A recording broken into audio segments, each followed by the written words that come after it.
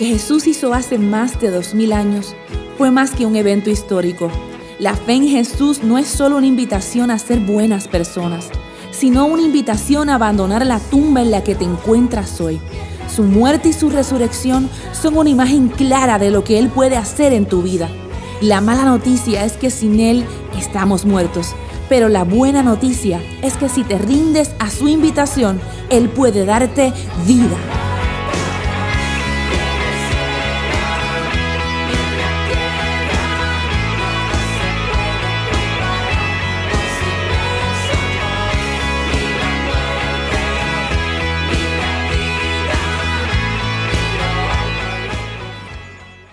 Vivo. ¿Estás vivo o estás muerto? ¿Estás vivo o estás muerto? Ah, bueno, gracias. Era una buena introducción. Esta es la pregunta para esta noche. ¿Qué tú haces cuando sabes que la dañaste?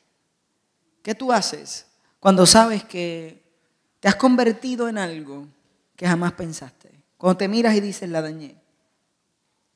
En un lenguaje más normal, ¿qué tú haces cuando no la haces? Cuando no das el grado. Cuando te sientes que estás tan lejos de lo que querías ser. Cuando te miras y dices, ¿cómo llegué hasta aquí? ¿Qué tú haces cuando eso sucede en tu vida? No solamente eso. Si tú pudieras volver al pasado, si pudieras volver al pasado y cambiar algo, ¿qué cambiarías? ¿Qué conversación jamás tendrías? ¿Qué puerta no cruzarías? ¿En qué carro no te montarías? ¿Qué website no visitarías? Quizás ese momento en el que probaste algo que hoy te arrepientes de haberlo probado aquella primera vez. Quizás un viaje a la clínica de aborto. Quizás unas palabras que dijiste que ahora, mirando desde donde estás, dices, yo hubiera querido jamás haber dicho aquellas palabras. ¿Qué tú haces cuando la dañaste? Todos nosotros hemos cometido estos errores. Todos nosotros nos hemos encontrado en ese lugar. Y el asunto con los errores es que nosotros queremos cambiar, pero lo peor es que nos encontramos repitiendo el mismo error que decimos que queremos cambiar. Y eso es difícil. Pablo, quien escribió gran parte del Nuevo Testamento, decía, lo que yo quiero hacer, no lo hago, y lo que no quiero hacer, lo hago. ¿Cuántos de ustedes dicen, yo soy Pablo? Levanten la mano conmigo y bájela rápidamente. Cada uno de nosotros en ocasiones se siente que no puede cambiar. Estos errores no nos hacen sentir vivos, por el contrario, nos hacen sentir muertos. Cuando nos acordamos de lo que pasó es como si una mano viniera y agarrara nuestro cuello y nos asfixiara. Entonces la pregunta que nos hacemos es, ¿verdaderamente podré cambiar? ¿Algún día dejaré de vivir lo que estoy viviendo? ¿Podré volver a vivir de esta forma? No tendré este peso, no tendré esta carga. Porque la realidad es que muchas veces vivimos pero como muertos por dentro. Y caminamos pero como muertos por dentro. Y estas preguntas no solamente nos las hacemos nosotros, sino que dos de los discípulos más cercanos de Jesús se la hicieron en la misma noche. Vamos a ver la última cena y vamos a partir de ahí la experiencia de hoy, que el subtítulo de este mensaje es, sin Él estamos muertos, con Él estamos vivos. Sin Él estamos muertos, con Él estamos vivos. Vayan conmigo a la última cena. ¿Recuerdan el cuadro? La última cena. Algunas horas antes, posiblemente 24 horas antes de que Jesús sea crucificado, Él entra a este salón que los discípulos han preparado para celebrar lo que se conocía como la Pascua. Van a comer, van a tener una celebración que era cultural en aquel momento, celebrando algo que Dios había hecho hace muchos años atrás. Y Jesús sabe que le queda poco tiempo con los discípulos. Está al término de los 3 años. Ellos han estado 3 años con Él en la última cena. Y Jesús entra y quiere darles la última enseñanza. Si esta es la última cena, y Jesús va a enseñar algo, pues se puede decir que esta era la última enseñanza. Y probablemente él llega a este cuarto y los discípulos estaban hablando acerca de quién iba a ser el que iba a tener la posición del administrador de recreación y deportes en el partido de Jesús democrático, porque los discípulos pensaban que Jesús venía a ser un rey físico. Ellos todavía no entendían lo que nosotros entendemos hoy. No han pasado la experiencia en este momento, es la última cena. Y posiblemente ellos estaban preguntándose quién iba a ser el director o el ministro de Agricultura. Y quizás se estaban peleando esa, porque muchos de ellos eran pescadores. Así que ellos estaban, tú sabes, manejando el asunto de la agricultura como algo bien importante en el partido. Y posiblemente ellos tienen esta discusión y aquí entra Jesús. Y él dice, yo quiero darles la última enseñanza acerca de lo que yo vine a hacer en esta tierra. Y de una forma impresionante. Quizás el milagro más o el evento más impactante para estos discípulos. Jesús decide tomar una toalla, un lebrillo, que es un envase de agua, y se arrodilla para comenzar a lavarle los pies a sus discípulos. Y como era de esperarse, Pedro y algunos de los discípulos comenzaron a mostrar resistencia. No, tú no me lavas los pies a mí, yo te tengo que lavar los pies a ti. Esto es increíble, yo no me voy a dejar que tú laves los pies. Y hay una conversación hermosa donde Jesús le dice, Pedro, tranquilo, déjame lavarte los pies. ¿Tienes callo? ¿Qué está pasando? ¿No quieres que los vea? Yo sé que los pies están sucios de tanto caminar. Déjame hacer esto, porque si no hago esto no puedes participar de lo que yo quiero darte. No lo entiendes ahora, pero esto es lo que yo vine a hacer. Y cogió y comenzó a lavarle los pies a los discípulos. Una vez más, el Señor hoy nos está hablando acerca de rebajarnos voluntariamente. Y comienza a lavarle los pies, y esto es lo interesante. No necesariamente lo pensamos, pero Él llega a lavarle los pies a Judas.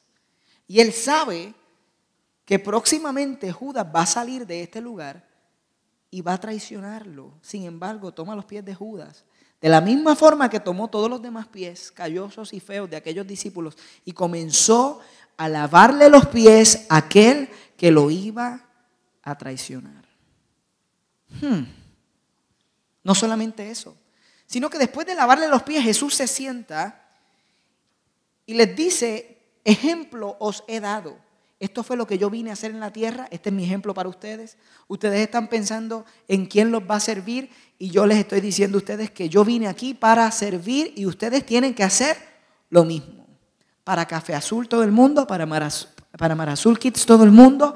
I came here, I downloaded myself from heaven to serve. Yo bajé del cielo para servir. Yo sé que la traducción no es necesariamente, pero ustedes entendieron lo que yo quería decir. Así que Él no solamente les dice, vine a servir, sino que ahora les va a mostrar hasta qué punto Él está dispuesto a servir. Y Él toma el pan, y ustedes saben lo que Él hizo, lo partió y dijo, este es mi cuerpo, que por ustedes es partido. Y tomó la copa y el vino y dijo, esta es mi sangre. Y Jesús tomó ese simbolismo cultural que ya se hacía para hablar de lo que Él iba a hacer en las próximas 24 horas, para dejarles saber a ellos, hasta este punto yo estoy dispuesto a servir. Yo estoy dispuesto a servir hasta la muerte. Y entonces en esa cena, Jesús le dice a uno de los discípulos, ve y haz lo que tienes que hacer, haz el mandado, el recado que tienes pendiente, y se levanta y sale uno de los discípulos. ¿Quién sale? Judas.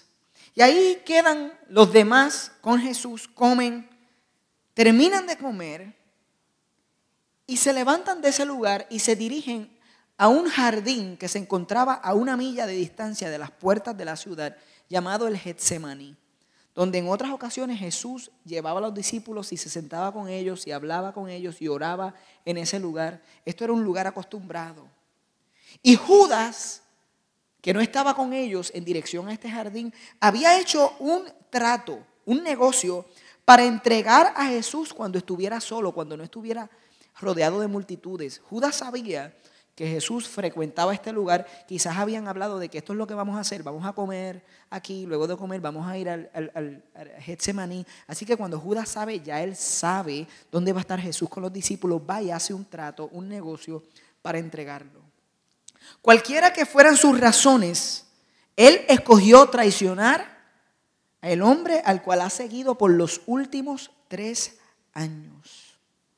Pero él no es el único que va a traicionar a Jesús esa noche.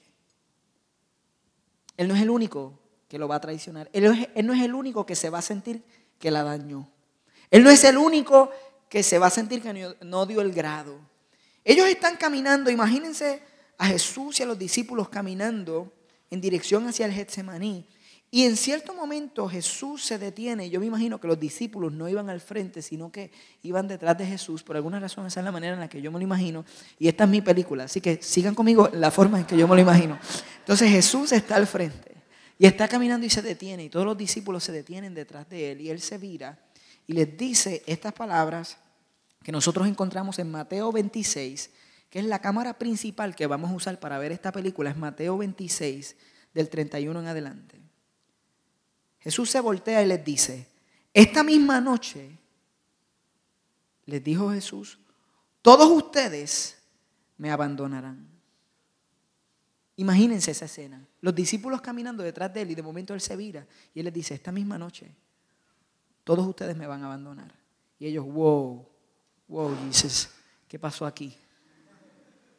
¿Por qué razón? Tú te viras y nos dices esto. Y Jesús continúa diciendo, porque está escrito, heriré al pastor y se dispersarán las ovejas del rebaño, pero después de que yo resucite, iré delante de ustedes a Galilea.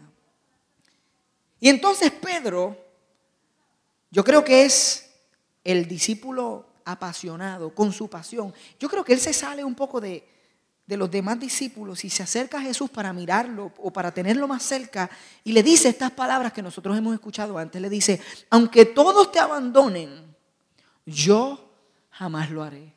Y yo creo que Pedro fue sincero, igual que nosotros cuando le hacemos promesas a Jesús, que le decimos, Señor, yo no te voy a dejar de ahora en adelante, gracias, esta vez sí que sí, tú y yo, forever, you and me. I like what you're doing in my life. Esto está chévere, vamos para adelante.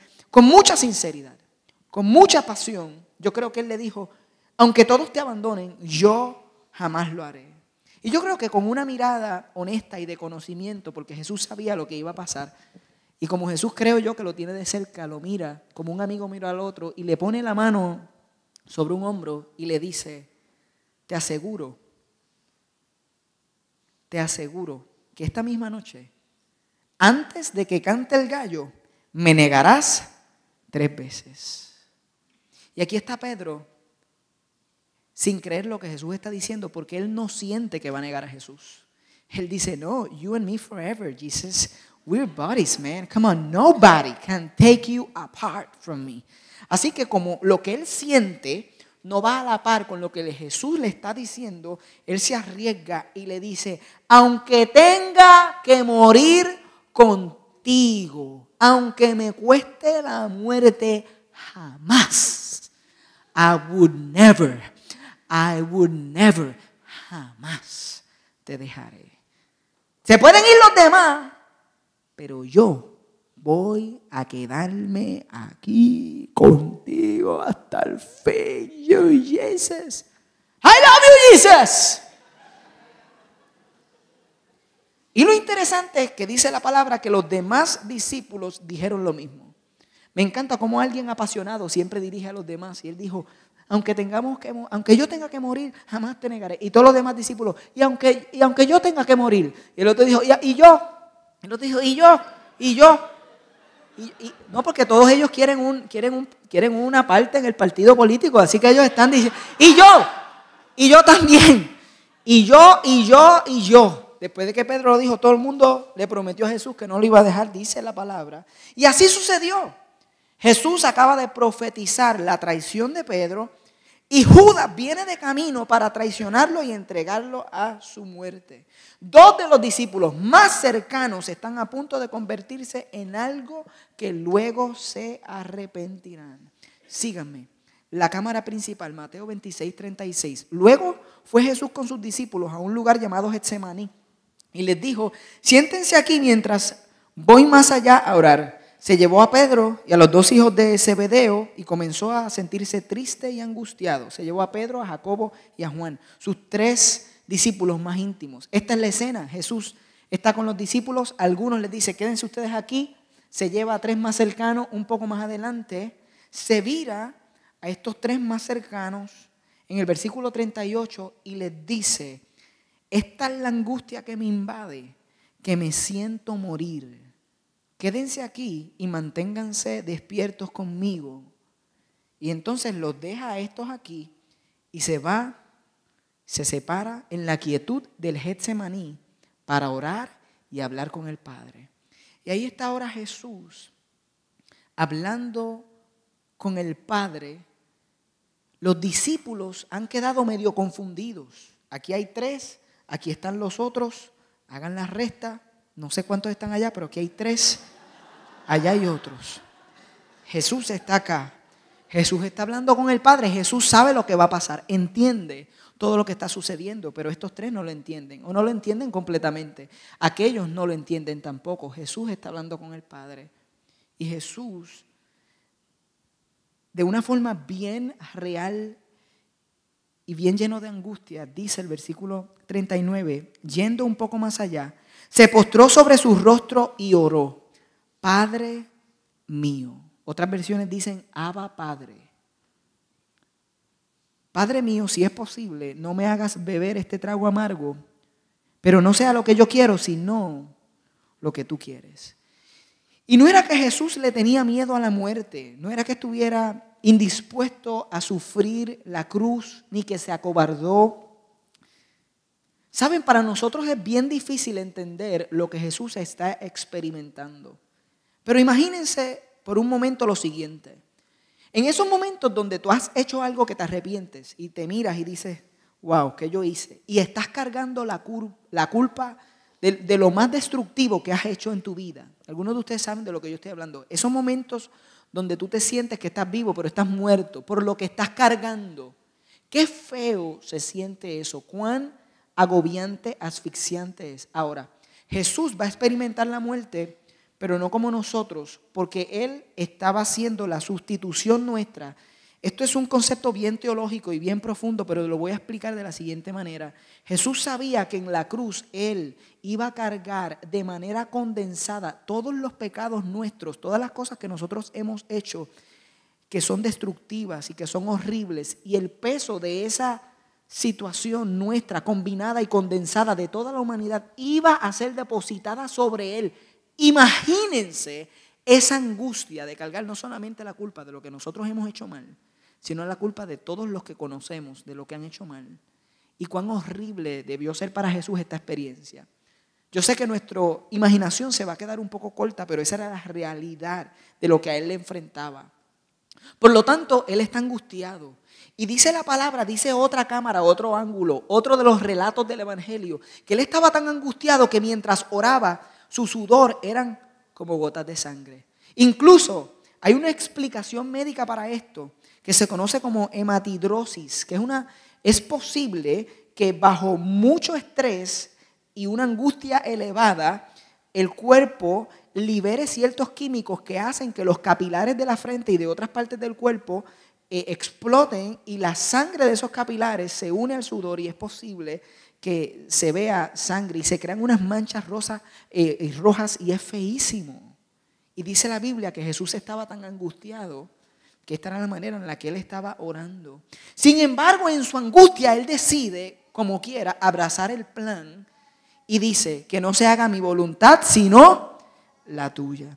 Ahora, esto es lo curioso. Cuando Jesús se va a orar, Él regresa en 3 ocasiones a encontrarse con los discípulos. Yo me imagino que cuando los discípulos lo ven, se asustan. Y Mateo registra, o Mateo no, el otro escritor registra que sudó sangre, porque cuando lo vieron con esas manos y vieron ese sudor y dijeron: oh my God. Y Jesús vino y los encontró durmiendo. Y 3 veces, esto es curioso porque 3 veces Jesús retorna en ese momento de oración, y cuando encuentra a los discípulos que le dijeron, no, ve adelante, que nosotros nos vamos a quedar aquí orando. Nosotros estamos contigo en este momento difícil. Bro, I'm praying for you.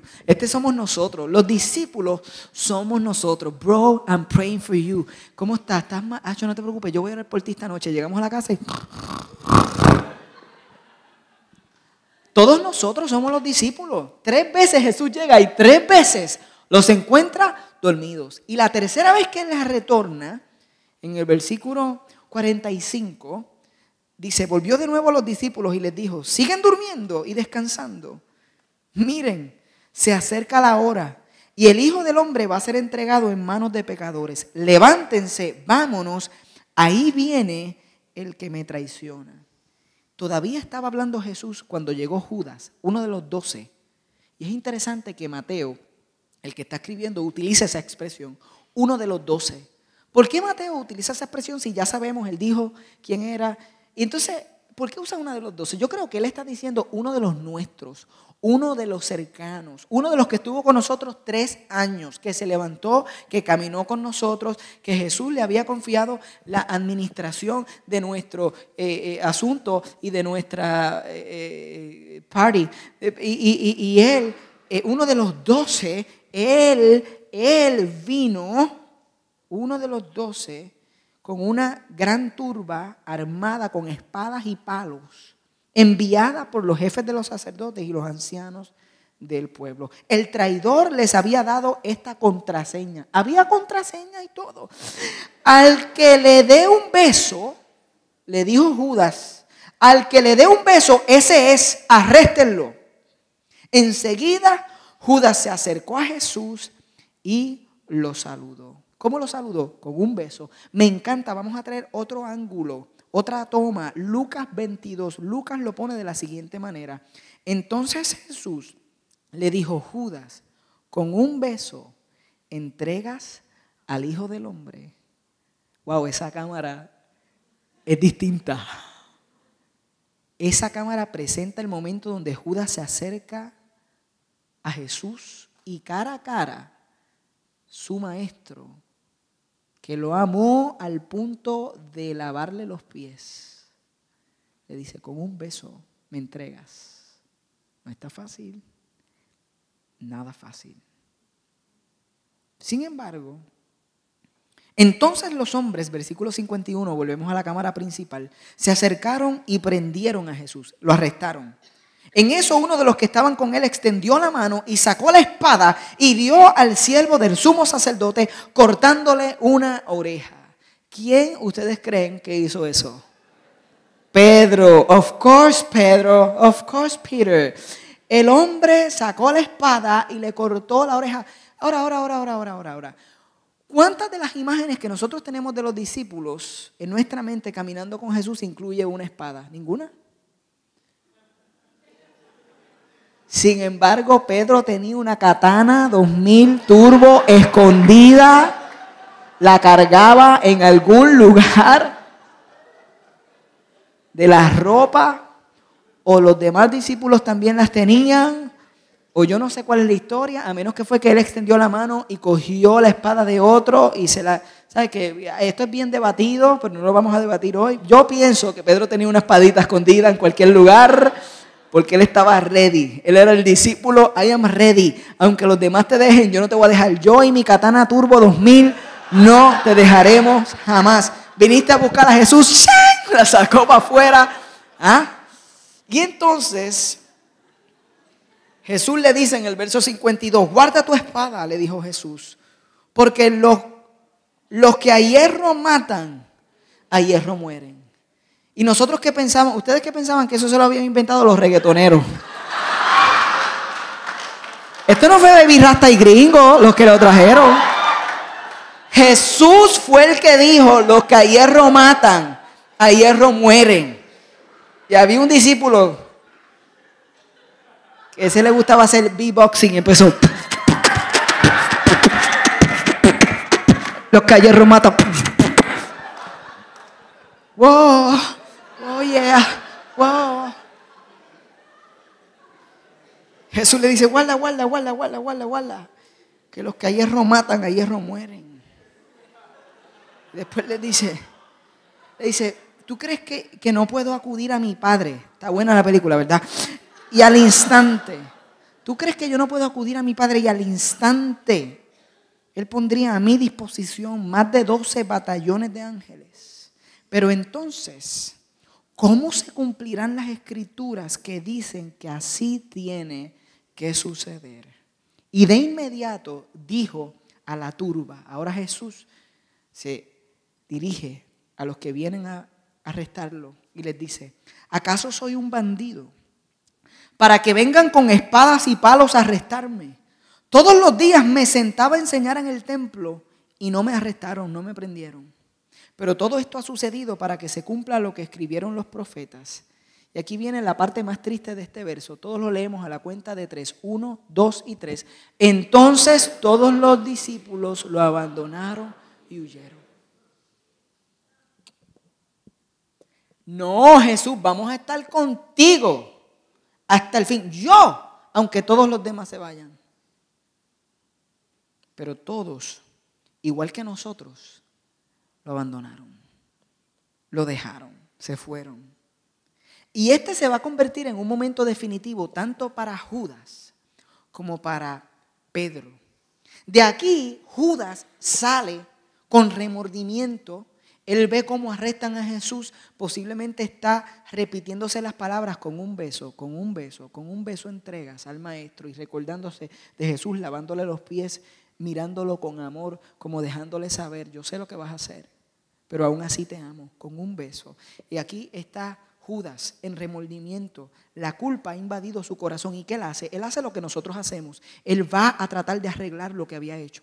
Y va a los fariseos con los que él hizo el trato y quiere devolver el dinero, pero no puede hacerlo. No puede arreglar lo que había hecho.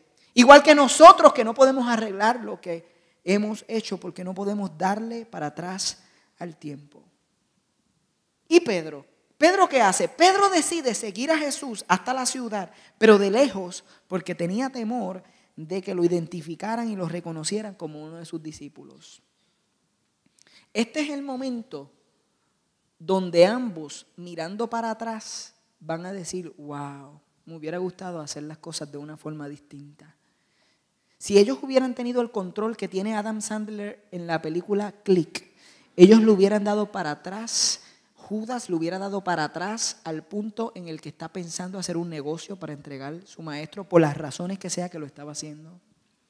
Pedro le hubiera dado para atrás al momento en que le dijo a Jesús mirándolo cara a cara, aunque todos te abandonen, yo jamás lo haré, y aunque tenga que morir, aunque tenga que dar mi vida por ti, jamás te dejaré.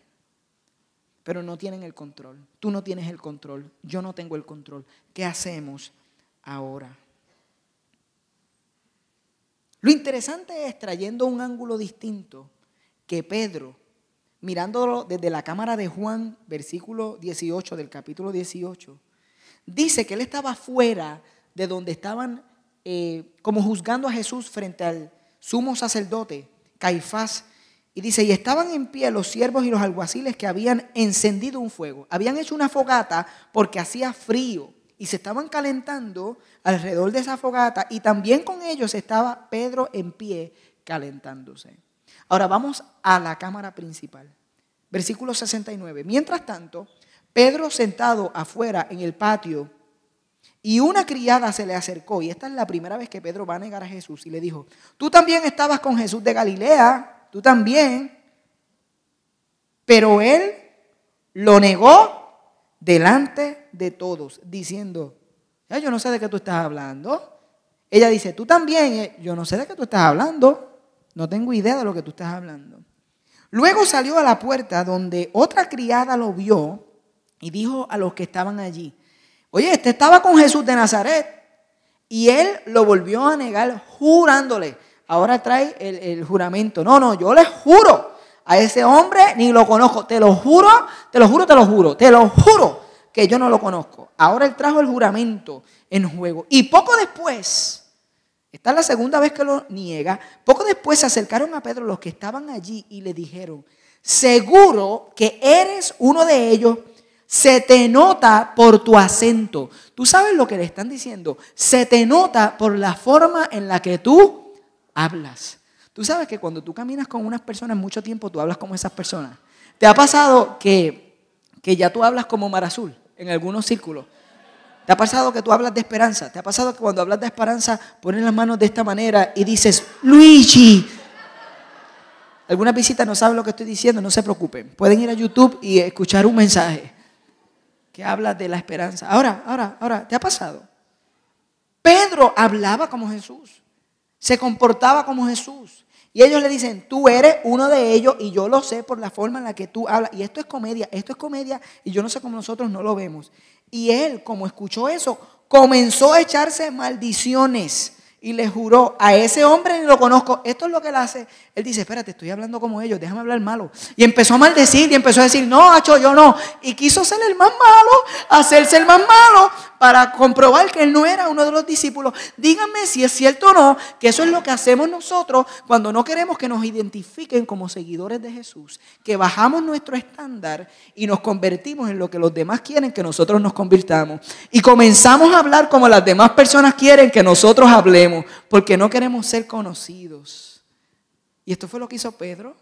Es la tercera vez que niega a Jesús. Y ahí está, maldiciendo y hablando malo y diciendo malas palabras para que ellos vean que él verdaderamente no es un discípulo de los que estaba con el Miracle Maker, con el hace milagros de Jesús. Y dice la palabra que en medio de ese proceso de bajar el estándar y convertirse en lo que los demás querían que él se convirtiera, en ese instante, dice la palabra, en ese instante cantó un gallo.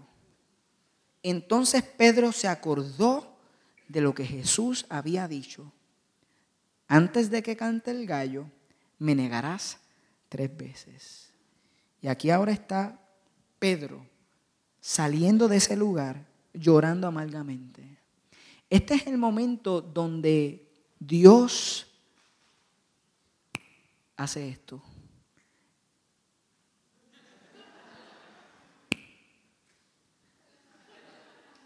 Este es el momento donde Dios trilla, truena los dedos. Yo no sé cómo se dice eso en español. No, snap es en inglés. Está todo el mundo snap, snap. Snap es en inglés. Pero así es que sucede. En un instante, tú puedes estar haciendo lo que los demás quieren que tú hagas, negando al Señor, te has convertido en lo que jamás pensaste y Dios puede usar cualquier cosa. Puede usar una canción, puede usar una palabra, puede usar un mensaje, puede usar a alguien, puede usar algo que te recuerda aquel momento en el campamento, aquella promesa que hiciste hace 15 años atrás. Puede usar lo que Él quiera. En un momento, un snap, donde tú te acuerdas de lo que Dios había dicho y te miras y ahora te sientes de la siguiente manera. ¿Qué he hecho? ¿Has vivido ese día? ¿Has vivido ese día donde tú dices, qué rayos yo hice? Ambos, Judas y Pedro, desean arreglar lo que han hecho, pero no pueden. Y tampoco nosotros podemos arreglar lo que hemos hecho. Ambos se han convertido en algo que jamás pensaron. ¿Y cómo ustedes creen que se sienten? ¿Vivos? No. Se sienten muertos por dentro. Los dos reconocieron sus errores. Los dos admitieron lo que habían hecho, pero luego de admitirlo, ambos manejaron el asunto de maneras bien diferentes. Y esto es muy importante. Judas se llenó de culpa y remordimiento. Pedro se llenó de culpa y de arrepentimiento. Y hay una gran diferencia entre remorderse y arrepentirse. Y yo voy a tratar de ponerlo de la forma más clara posible para entender la diferencia. Remordimiento es la decisión de tomar la culpa y alejarse de Dios. Y todos nosotros hemos hecho esto. Remordimiento es cuando nos sentimos culpables, decimos ¿qué he hecho? Lo admitimos, sabemos que está mal, pero le damos la espalda a Dios y caminamos en la dirección contraria, pensando en lo que hemos hecho, dejando que lo que hemos hecho nos quite la vida y nos destruya y nos deje muertos en una tumba, vivos pero muertos. Eso es remordimiento, aceptar la culpa, cargarla y alejarse de Dios. Arrepentimiento es la decisión de tomar la culpa y acercarnos a Dios. Es decir, yo sé lo que hice, qué he hecho. Señor, aquí estoy, no puedo creerlo. Se requiere de humildad, se requiere de morir al yo y al orgullo que muchas veces nosotros cargamos. ¿Sabes que el orgullo nos lleva al remordimiento y nos deja muertos? El orgullo en nuestra vida. Sé que lo hice mal, Señor, sé que me estás llamando, sé que no debía vivir esta vida, sé que lo que estoy viviendo son consecuencias de mis propias decisiones, pero por alguna razón, tú tienes las tuyas, cada uno tiene las nuestras, la suya. Decidimos no acercarnos a Dios. Eso es remordimiento y eso siempre te lleva a la muerte. El arrepentimiento siempre te lleva a la vida. Lo dice la palabra en 2 Corintios 7:10. La tristeza que proviene de Dios produce el arrepentimiento que lleva a la salvación, de la cual no hay nada que arrepentirse, mientras que la tristeza del mundo produce la muerte. No te remuerdas, arrepiéntete. Remordimiento es muerte sin cercanía de Dios. Arrepentimiento es vida y reconocimiento de que hay perdón, de que hay gracia, de que es una elección. Tú sabes que Judas y Pedro tenían la misma elección en sus manos. Los dos dijeron, la dañé, no la hice. Los dos se encontraron en el día donde recordaron lo que Dios le había dicho y se miraron a sí mismos y dijeron, estoy tan lejos de lo que Dios quería para con mi vida. Pero uno tomó la decisión de acercarse al Señor y uno tomó la decisión de alejarse. Y esto es lo más espiritual que nosotros pudiéramos entender. La vida y la muerte siempre Dios la ha puesto frente a nosotros como una decisión desde el Antiguo Testamento hasta el Nuevo. El Antiguo Testamento le habló al pueblo de Israel y le dijo, he puesto delante de ti la muerte y la vida, escoge tú. Todo el tiempo Él nos ha dejado escoger. Judas pudo escoger acercarse, pero no lo hizo. Y si tú no lo haces y no te acercas, tu final va a ser igual al final de Judas. Todos nosotros conocemos cómo la Biblia relata el final de la historia de Judas con una oración que dice, Judas fue y se ahorcó. Y algunos dirán, Jonathan, ¿pero qué es? ¿Que yo me voy a quitar la vida? No necesariamente tú te vas a quitar la vida, aunque remordimiento y culpa sin acercarse a Dios puede llevar a cualquiera a quitarse la vida.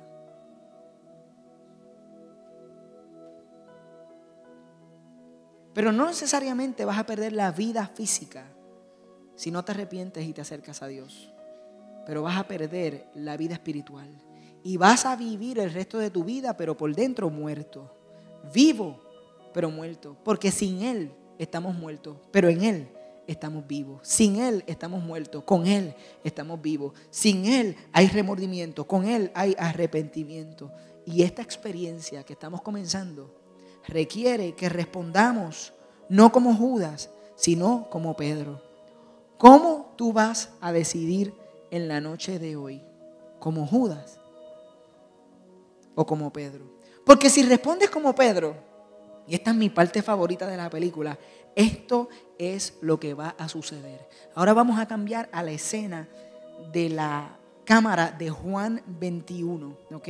No lo vamos a leer, en sus casas lo pueden ver, una escena donde posiblemente 1 o 2 días después de Jesús haber resucitado, Él se va a encontrar de nuevo con 7 de sus discípulos que habían decidido ir a pescar. Pedro y 7 de los discípulos de Jesús se encontraban nuevamente pescando. Y antes de que ellos decidieran seguir a Jesús, Pedro y muchos de ellos eran pescadores profesionales. Y esto es fácil de entender porque ellos estaban pescando. ¿Por qué? Porque después de que Jesús resucita, no es como antes que Él estaba con ellos siempre y caminaba con ellos, sino que ahora Jesús resucita y se les aparece y les dice unas palabras, pero después se va y no está con ellos. Y ellos están perdidos. Ellos no saben ni qué hacer con su vida. Se han pasado 3 años siguiendo a este hombre, pensando en que iban a tener un reinado físico, y ahora Él muere y resucita. Ellos están más perdidos con Juez Visco. Ellos no tienen idea de qué hacer con su vida. Por lo tanto, ellos vuelven a lo que conocían. Y ahí está Pedro con 7 de los discípulos pescando. Pero para mí esto es maravilloso y les voy a decir por qué.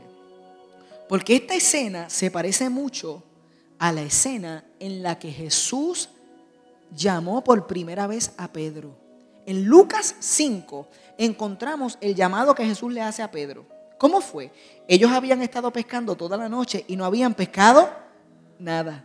Y Jesús les dice, miren, boguen mar adentro y tiren la red de este lado para que ustedes vean. Y Pedro le dice, Señor, yo soy un pescador profesional, pero en tu nombre, como tú lo dices, yo lo voy a hacer. Yo pesqué toda la noche, no pesqué nada, pero está bien. Y ahí va Pedro. ¿Y qué hace? Tira la red. ¿Y qué pasa? Se llenan las redes de peces, tanto que no podían sostenerse. Y ese es el día en que Pedro cae de rodillas y le dice, apártate de mí, no soy digno. Ese es el día que Jesús lo invita a seguirlo y a ser parte de este hermoso plan. Pero ahora, 3 años más tarde, Pedro siente que falló y está en ese sentimiento agridulce. ¿Por qué? Imagínense, él está contento porque su amigo Jesús, su maestro, resucitó, pero sabe que lo tiene que mirar.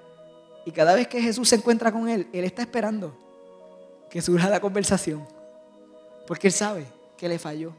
Y ahora aquí está, en el mismo escenario, y aparentemente a la misma hora en la que Pedro días antes había negado a Jesús, con el mismo frío de la mañana. Esto es lo que dice Juan 21, que los discípulos habían estado pescando toda la noche y no habían pescado nada. ¿Dónde habíamos visto eso antes? El primer día en que Jesús llamó a Pedro y el día en que Jesús va a restituir a Pedro, el día en que Jesús le va a decir a Pedro que todavía el plan está en pie. Jesús está recreando la misma escena. Y dice Juan 21 que aparece una figura en la orilla de la playa y que ellos están como a 200 codos, por lo tanto ellos no los reconocen. Y que esa figura le pregunta si habían pescado y ellos le contestan que no, pero ellos no se dan cuenta que es Jesús. Y esto es lo que yo pienso. Yo digo, Jesús, que hizo tantos milagros, que podía decirle a la mar que se estuviera quieta y al viento que se detuviera. Él podía cambiar la voz si él quería. Y yo no sé si él cambió la voz cuando les preguntó si habían pescado. Pero ellos no sabían, no se daban cuenta que era él. Y bien curioso porque desde la orilla él les grita a ellos que tiren la red al otro lado. Y ellos tiran la red al otro lado. ¿Y qué sucede? De momento se llena de peces. ¿Y qué pasó con Pedro? En ese instante, Pedro se da cuenta que el que estaba en la orilla era su maestro y se tiró del barco. Dice la palabra que se puso la ropa y se tiró del barco. No me pregunten, yo no sé por qué. Él había vuelto a lo normal, tú sabes. Él dice, no vamos a estar caminando por ahí, estoy pescando, no sé qué piezas tenía. Dice la palabra que se ciñó su ropa y se tiró del barco. Él no esperó para llegar a su maestro. Ahora imaginen la imagen de él levantándose como cuando uno está saliendo de la orilla de la playa, que se ha caído como un par de veces, y el maestro mirándolo y riéndose. Y dice la Biblia que Jesús le había cocinado, había preparado una fogata y que le había cocinado un pescado. No me pregunten cómo Jesús había conseguido ese pescado. Yo no sé si él dijo fish jump. No tengo idea.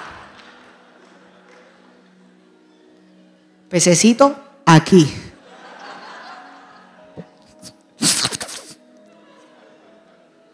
A mí me hubiera gustado ver eso, ¿oíste?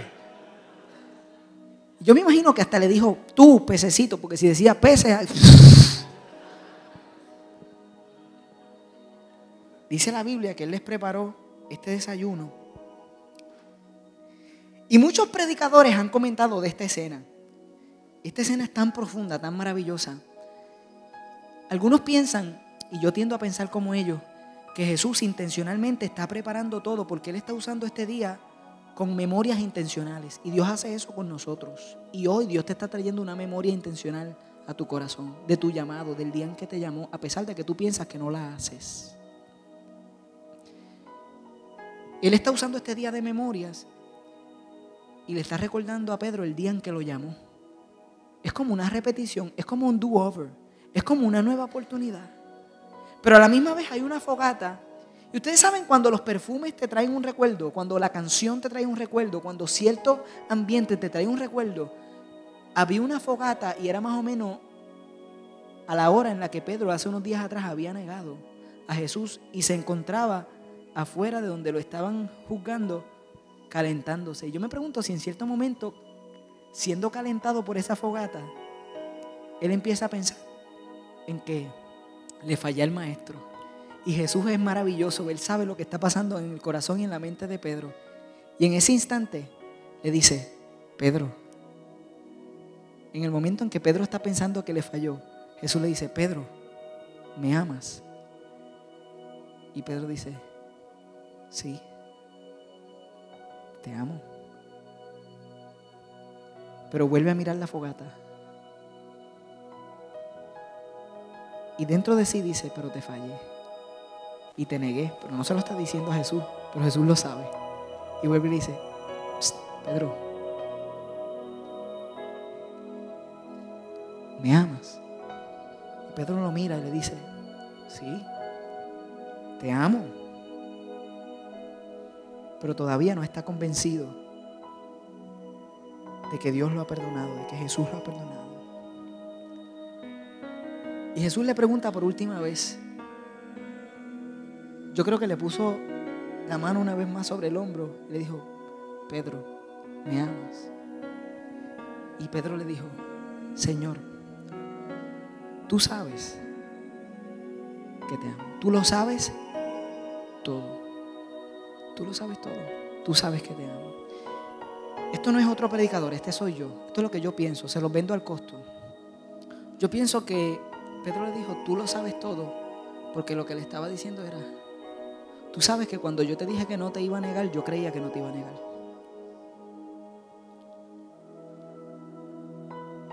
Es como cuando tú y yo le prometimos algo al Señor en el momento aquel, sin saber que hoy nos íbamos a encontrar en el lugar que nos encontramos.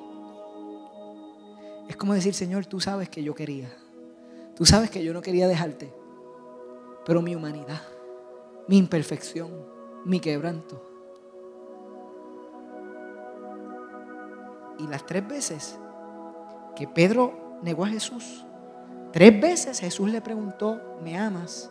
Pedro dijo que sí, y después Jesús le dijo: apacienta mis ovejas, cuida mi rebaño. En otras palabras, el plan todavía está en pie. Mi propósito contigo no ha terminado. No se acabó las promesas que tenía para ti por lo que viviste o por lo que hiciste. En otras palabras, ya te perdoné. 3 veces le está diciendo: te perdoné, te perdoné, te perdoné. Te estoy restituyendo, te estoy ubicando en el mismo lugar. Es una nueva oportunidad. Todavía voy a hacer contigo lo que dije que iba a hacer contigo. La iglesia naciente necesita un líder, y tú vas a ser ese líder, Pedro. Tú vas a ser el líder imperfecto que sabe lo que es hacer una promesa y ser humano y no cumplirla, y sabes lo que es mi gracia, que te mira a los ojos y te dice que te ha perdonado y te dice que te ha levantado. Y es la misma gracia que está aquí hoy diciéndote que te ha perdonado, diciéndote que te ha levantado, diciéndote que todavía hay un plan, que todavía puedes hacer lo que Él dijo que ibas a hacer. Y esta noche Jesús ha usado todo este mensaje para traerte una memoria y para decirte que no tienes que permanecer viviendo como muerto, sino que puedes pasar a la vida. ¿Cómo? Arrepintiéndote sin orgullo, acercándote al Señor y dejándole saber: Señor, aquí estoy otra vez. Y posiblemente hay alguien en esta noche que tiene que tomar esa decisión. Yo estoy seguro de que el Espíritu Santo está hablando a tu corazón. Y este momento no es el momento de mirar al lado. Te voy a pedir que tomes un momento de reflexión. Concéntrate en nada más que lo que el Señor quiere decir a tu vida.